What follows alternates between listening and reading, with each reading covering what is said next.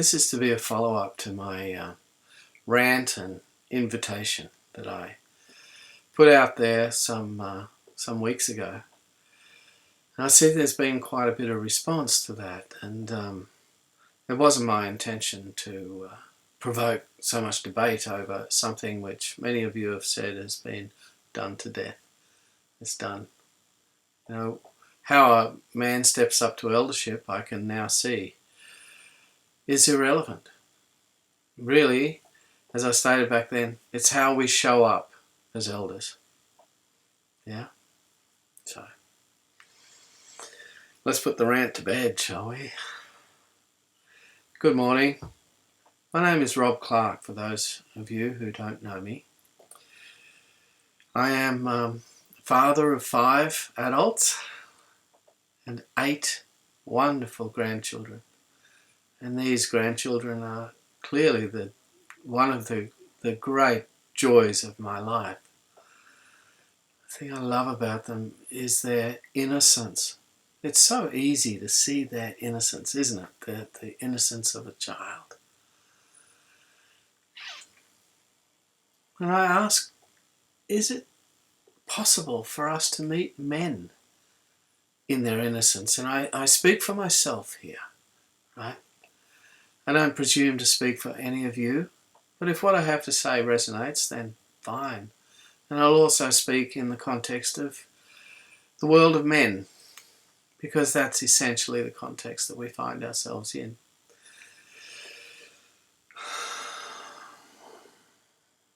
As an elder, and I'll use I statements where I can, own my own experience here, but as an elder, I can meet a man where he's at, without judgment, without thinking he's broken and needs to be fixed.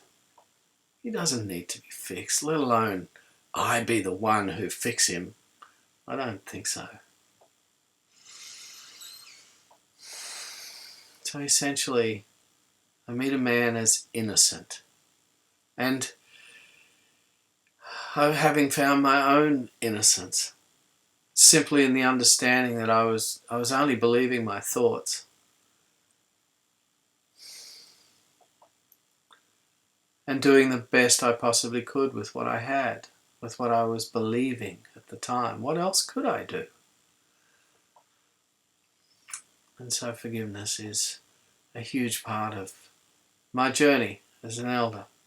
Coming to terms with who I am, my light and my shadow. All of it. All of it. All of it. Coming to terms with my own mortality. You know, we find ourselves as elders now closer to death than we are to our own birth. And there's a making peace with that. This is the sign of an elder too. Yeah. To define what I see as an elder, I'd like to start by defining what I see as not an elder. An elder is not just an older man who has virtually given up on life. An elder still has a great passion for life. There are old men who have virtually given up and just are focused on just getting through each day as painlessly and as comfortably as possible. They have no compulsion to nurture and care for those around them. They're simply obsessed with their own state of health or unhealth, as the case may be.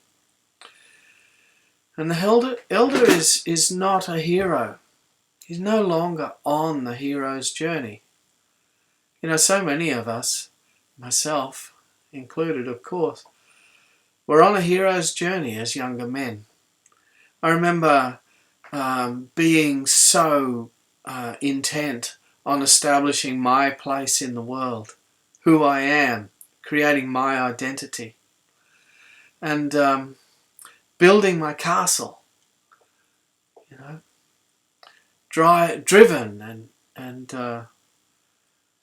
driven to succeed, in whatever form that that meant. It's a hero's journey. The elder is done with all of that. He's absolutely done with it.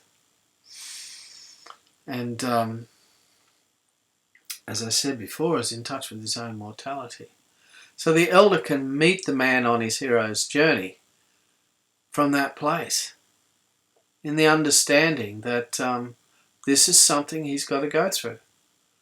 The elder is not concerned with the man's status, stature, personality, or even his struggles. I've been through so many struggles in my life, as have pretty much all of us, I would say. If you've got through life without any struggles, then it's a life half lived, in my opinion. But it's those struggles that are the making of the man that we are today, the making of the man that I am today. And I can look at that hero from that perspective. Yes, mate, you're going through some tough times, but this can be the making of you. Because at the end of your life, it's what's in your heart. It's how full your heart is and how well you've dealt with the wounds and how well you've healed your wounds. Whether you carry guilt and shame and blame in your heart, or whether it's full of love for yourself and for your family, your community and your world. That's what really counts at the end of days.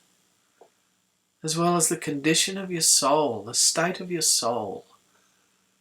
That's what really matters. How well have you nurtured your soul through your life?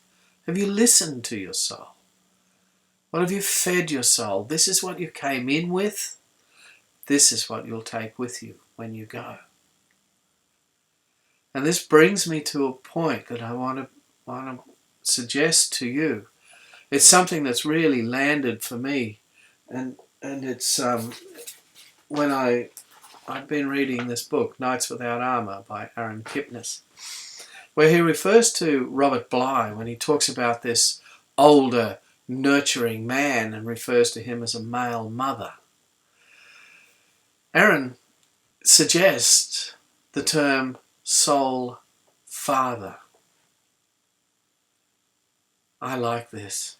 This has landed deep within me, and it's helped me define my eldership in a way that is deeper and more profound than I've ever considered before.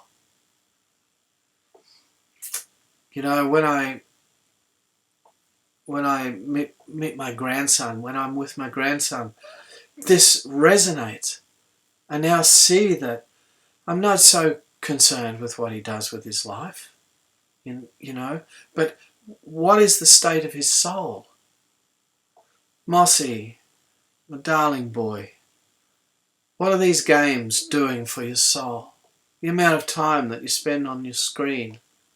Is this evolving and growing your soul?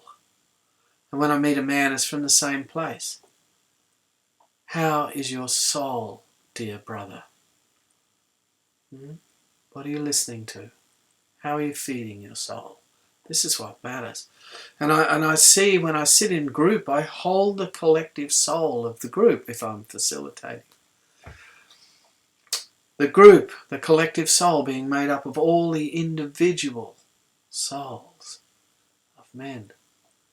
When we go to a gathering, when we go to Manshine, this is part of our role, where perhaps I could put it this way, that we are custodians of the masculine soul. And that defines our role. Yes, of course we're of service. There's a humility in serving a man a meal or a cup of tea.